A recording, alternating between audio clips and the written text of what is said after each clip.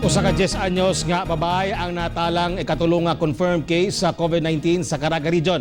Samtang sa Tibok Mindanao, ang Davao Region ang pinakadaghan og kaso sa mong sakit. Anang report ni Argil Relator.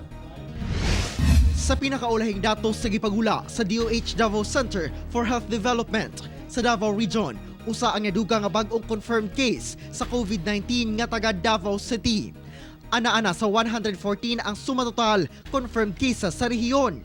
Usa ang nadugang sa ihap sa namatay, samtang usasab ang nadugang sa nakarecover na nga pulos taga Davao City. Sa Visayas, ang pinakamarami pong COVID cases ay ang Cebu City at sa Mindanao po, ang Davao po ang pinakamaraming COVID cases. Sa Caraga Region, gikumpirma sa DOH Caraga nga natala kagahapon ang ikatulong confirmed case sa Butuan City o Caraga Region.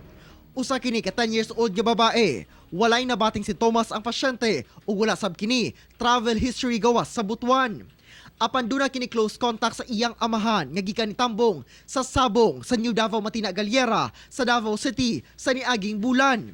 Ang maong pasyente una na nga nagpositibo sa resulta sa rapid antibody test nga gipahigayon sa LGU Butuan.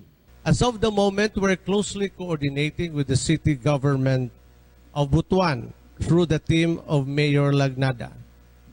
Sa bag-o nga guidelines, ang contact tracing will be done by the local epidemiological surveillance unit headed by the city health officer and the city PNP officer. Sa Sorsogon Region, niabot na sa tulo ang namatay nga probable cases sa General Santos City.